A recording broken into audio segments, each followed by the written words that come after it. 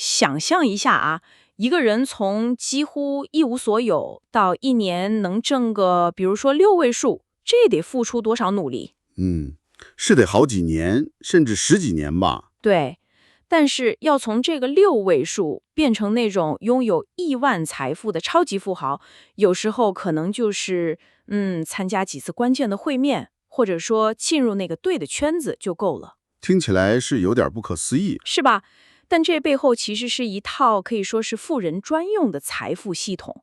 所以今天呢，我们就想和你一起深入解读一下我们看到的这些材料，揭示一下富人到底是怎么用那些普通人可能很难接触到的金融工具和策略，让财富像滚雪球一样增长的。好啊，那我们今天就来一起剖析剖析这些听起来挺复杂的系统，比如私募股权、对冲基金，还有信托基金、离岸银行、家族办公室，以及最后那个听起来有点终极感觉的策略——买入、借贷、死亡。我们的目标就是想帮你搞清楚这些工具到底是怎么运作的，他们为什么会这么有效，还有就是他们是怎么一起构建出这么一个让富人越来越富的循环。对，不是变魔术。根本不是魔法，它其实就是一套精心设计好的金融上的机制。没错。好，那我们先从第一个开始看，私募股权就是 private equity，简称 PE。你可能听说过那个黑石集团 Blackstone， 他们以前还拥有过乐高乐园，还有希尔顿酒店。对，很有名。这背后其实就是私募股权在玩儿。简单说就是买公司、改造公司、再卖掉公司这么个游戏，但玩的都是几十亿甚至上百亿的大生意。是的，核心就是用他们筹集来的大笔资金，这些钱通常是来自养老基金呢或者一些富裕的家族什么的，去收购公司。然后呢，他们不是买了就不管了，而是要积极的介入进去，去改进公司的运营，调整战略。目标就是在几年之内让这个公司的价值大幅提升。然后呢？最后再通过把公司卖掉或者让它上市，也就是 IPO， 来退出赚取高额的利润。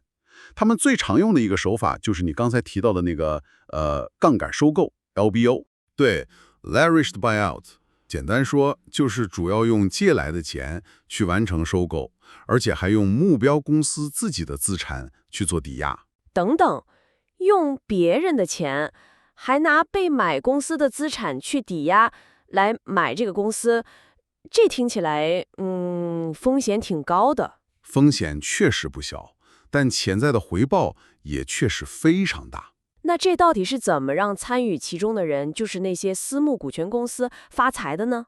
关键其实有2点，一个是他们的收费模式，另一个就是杠杆。收费模式。对，私募股权公司普遍用的是那个2和20模式。2和20？就是说，每年呢，他们会按照管理的资产规模收2%的管理费。这笔钱不管基金是赚是赔，他们都能拿到，可以说是旱涝保收。那20呢？然后，如果基金盈利了，他们还要拿走利润里面的20%，作为这个绩效费。哇！但更重要的还是杠杆。你想啊，用很少的自有资金就能撬动大量的借贷资金去收购，而且这个债务最终是由被收购的公司来承担的，这就极大的放大了他们的潜在回报率。当然了，这一切的前提是你得能成功的把这个公司的价值提上去。对，而且首先你得有资格参与到这个游戏里来，这通常要求你是所谓的合格投资者。合格投资者。对，简单说就是你得已经非常有钱了。所以私募股权就像一个门槛很高，但是能把财富放大的机器。那么除了这种方式，是不是还有更私密或者说更灵活的玩法？这就让我们想到了，对冲基金。对，对冲基金 hedge funds 是吧？它的起源其实挺有意思的。最初提出了这个概念的，居然是个社会学家，不是金融圈里的人。哦，是吗？他最初的想法是想通过同时做多和做空一些股票，来对冲掉市场的风险。听起来挺稳健的。但发展到今天呢，对冲基金已经完全变了样了。它变成了一个主要是给那些超级富豪玩的高风险高回报的投资领域，有点像一个秘密俱乐部。秘密俱乐部，这个说法挺有意思的。那他们具体是怎么运作的？跟刚才说的私募股权有什么不一样的地方吗？他们其实也算是一种私人投资工具，嗯也是指对合格投资者开放的。嗯，最大的不同可能在于他们投资策略的灵活性，还有就是监管环境的宽松程度。哦，怎么说？对冲基金呢，它几乎可以投资任何东西，股票、债券、货币，各种复杂的衍生品，甚至可以去押注一些宏观经济事件，比如赌某个国家的经济走向。范围这么广。对，而且他们的操作通常高度保密，一般不会公开持仓。他们还经常使用很高的杠杆，玩一些非常复杂的策略。而且投资者的钱放进去之后，锁定期也可能很长，几年都拿不出来。听起来自由度真的很高。嗯，那为什么他们能得到这种近乎于监管豁免的待遇呢？这个就跟历史有关系了。美国不是在1929年股市大崩盘之后出台了很严格的证券法吗？对，为了保护普通投资者。没错，对冲基金呢，他就很聪明的把自己的服务对象限定在了富人这个群体。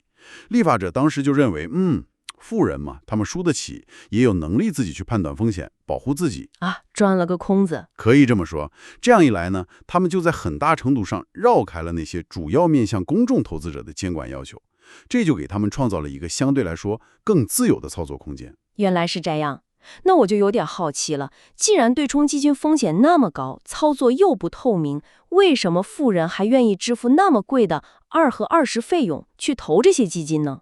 有时候我看报道，他们的业绩好像也并不总是那么亮眼啊。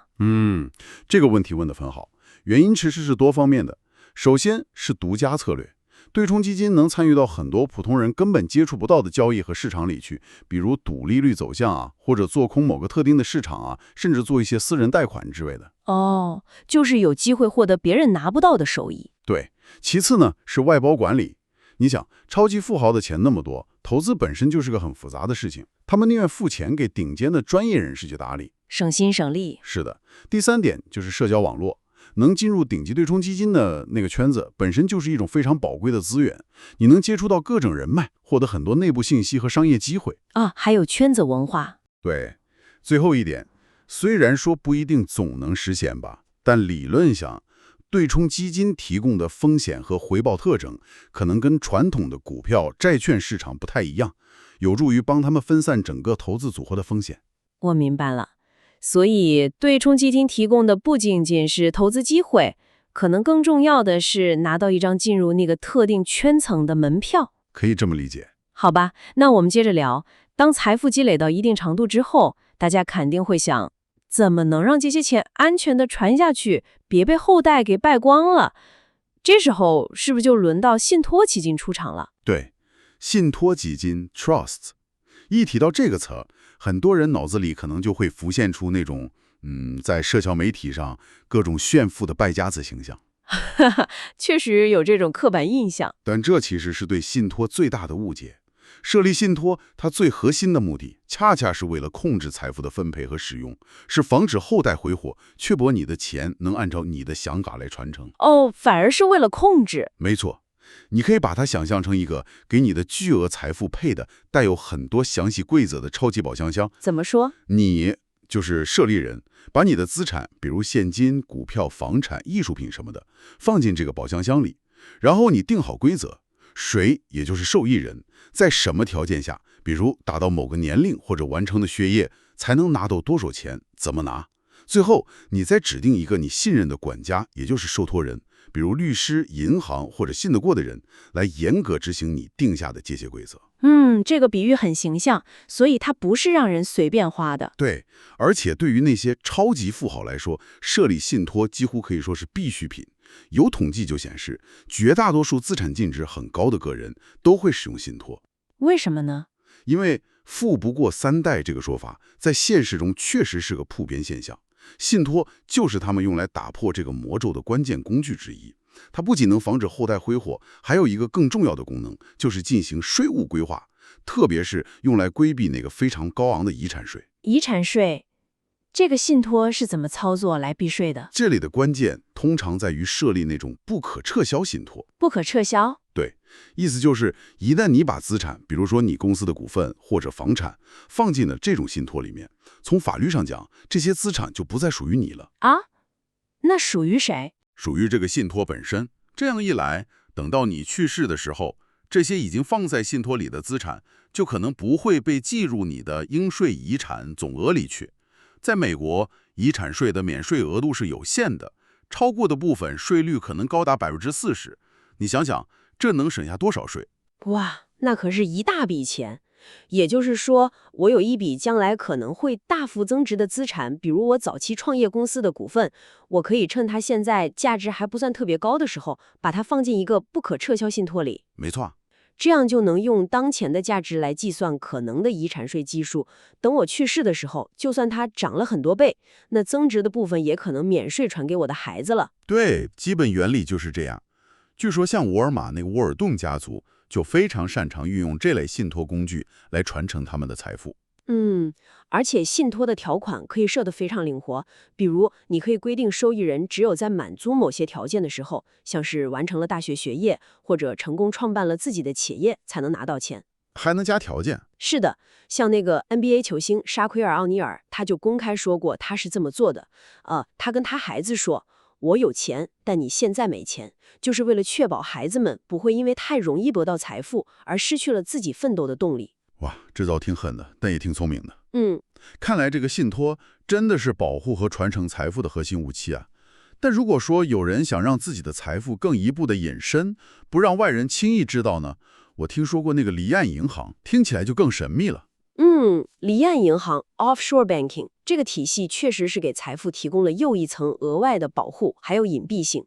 你想想，那个新闻里经常提到的开曼群岛上有一栋小楼 Uglan House， 据说注册了2万家公司。对，我知道那个，太夸张了。这背后其实就是利用了某些司法管辖区，比如说开曼群岛、瑞士、英属威尔金群岛 （BVI） 这些地方，他们提供的低税率、非常严格的银行保密法，还有相对宽松的监管环境。那是不是直接把钱存到这些地方的银行就行了？没那么简单。而且直接用个人名义去存大额款项，现在也不是主流的做法了，风险也高。那通常是怎么操作的？通常是先在这些所谓的避税天堂注册一个公司这种公司往往没什么实际业务，就是个壳公司或者叫纸面公司。然后呢，再把个人的资产，比如房产啊、游艇啊、银行账户里的钱呢、投资组合啊，都转移到这个壳公司的名下，这样资产就变成公司的了。对，但为了进一步增加隐蔽性，他们可能还会让这个壳公司再由一个设立在另外一个司法管辖区的信托来持有，又套了一层。是的。这样一来富豪本人可能只是这个最终信托的受益人，而不是在法律上直接拥有那个壳公司或者壳公司名下的资产。哇，这层层嵌套的，像那个俄罗斯套娃一样啊！这样外人想查的话，是不是就非常困难了？对，就是这个效果。这会大大增加，比如说政府税务部门或者债权人，甚至是离婚的配偶，想要追踪和分割这些财富的难度。当然了，我们在这里要强调一下，合法的避税，也就是利用法律规则来减少税负，和非法的逃税，也就是故意隐瞒收入，这是两码事儿。对，这个要分清楚。富人通常会聘请顶尖的法律和税务专家团队来帮他们设计合规的离岸架构，确保是在法律允许的框架内操作。那像之前新闻里说的，苹果公司利用爱尔兰的那个税收规则，把大量的海外利润转移到税率极低的子公司，这也算是利用了这种离岸结构吧？可以这么说。虽然苹果那个案例更侧重于跨国公司如何在全球范围内配置利润，利用不同国家和地区的税收规则差异来合法的最小化他们的整体税负，但它的核心思路确实也是利用了离岸地的法律和税收优势。这种做法在大型跨国企业里面其实非常普遍。了解了。但是管理这么多跨国的公司、各种信托，还有复杂的投资，这听起来本身就是一个巨大的工程啊。的确是这样。当一个家族的财富积累到相当大的规模，比如说普遍认为超过1亿元的时候，管理这些复杂的投资、法律、税务事务等等，它本身就变成了一项全职工作了。这个时候，家族办公室 （family office） 就应运而生了。家族办公室，这名字听起来有点像那个电影《蝙蝠侠》里的管家阿尔弗雷德，不过是服务整个家族的一个超级管家团队。哈哈，这个比喻还挺贴切的啊。家族办公室它就是一个私营的财富管理机构，而且是专门为一个或者少数几个家族服务的。哦，专属性很强。对，它的功能啊，远远不只是投资管理那么简单，它会涵盖税务规划、法律事务、遗产怎么传承、慈善事业怎么做、风险怎么管理，甚至可能还包括子女教育的规划、安保、私人飞机、游艇的维护、旅行安排等等，方方面面。简直是全包了。可以说啊，它就是这个家族财富帝国的中央司令部。那要组建这么一个司令部，得需要哪些专业人士呢？核心团队通常会包括一个首席财务官 CFO， 他负责总体的财务战略和资产配置，然后是首席投资官 CIO， 负责去寻找和管理各种投资机会，包括我们前面提到的私募股权、对冲基金这些。再加上顶尖的律师和税务专家，他们来负责法律合规、设计信托架构、优化税务等等。根据家族的具体需求，还可能会配备负责慈善事业、艺术品收藏，甚至生活方式管理的专业人员。像比尔·盖茨、杰夫·贝索斯这些人的家族办公室，据说团队规模都相当庞大，可能有上百人。哇，上百人！我听说之前贝索斯离婚的时候，涉及了几百亿美元的亚马逊股票分割，但整个过程好像进行的相对比较平稳，没什么大的公开纠纷。这会不会也是得益于他的家族办公室的运作？非常有这个可能。一个运作良好的家族办公室，它在事前就会进行非常周密的规划，比如说设计好婚前协议，优化资产的持有结构，管理好税务风险等等。未雨绸缪。对，这样一来，当真的面临像离婚这种重大家族事件的时候，他们就能够非常专业而且高效地去处理这些极其复杂的资产分割和法律程序，能最大限度地减少对家族财富本身以及对像亚马逊这种核心企业控制权的冲击。我明白了，所以说家族办公室就像是一个中枢神经系统，它把我们前面聊到的所有工具，私募股权、对冲基金、信托、离岸账户等等，都整合起来，进行统一的管理和协调。是的，是这个概念。那么掌握了所有这些工具之后，是不是还有更高阶或者说更终极的玩法呢？这就引出了我们最后要谈的那个策略了。这个策略听起来可能有点惊悚，但确实被很多人认为是财富传承的终极策略。哦，是什么？就是买入、借贷、死亡。买入、借贷、死亡，这三个词听起来有点儿，能具体解释一下吗？好，我们把它拆开来看啊。第一步，买入 buy， 就是购买并且长期持有那些你认为能够持续增值的资产，比如说优质公司的股票、好的地段的房地产、有价值的艺术品等等。这里的关键在于不要轻易卖掉。不卖？对，不卖。因为在美国的税法下，只要你持有的资产没有卖出，那么它账面上的增值部分，也就是所谓的未实现资本利得，是不需要缴税的。哦，那不卖的话，平时生活用钱怎么办呢？总不能不花钱吧？钱从哪儿来呢？这就到了第二步，借贷 borrow。富人其实不太需要通过出售资产来获得现金流，他们可以做的是用他们手里这些不断增值的资产作为抵押，去向银行申请贷款。用股票、房产做抵押贷款？对，而且因为他们抵押的资产质量高、数额大，银行非常乐意给他们提供利率极低的贷款。这个利率可能远低于普通人申请房贷的利率，有时候甚至可能比通货膨胀率还要低。利率这么低？是的，你想，对于银行来说，有这么优质的资产做抵押，风险是很低的。富人用这些借来的钱，就可以支付他们的生活开销，或者进行再投资。而且在某些情况下，他们支付的贷款利息甚至还可以用来抵税。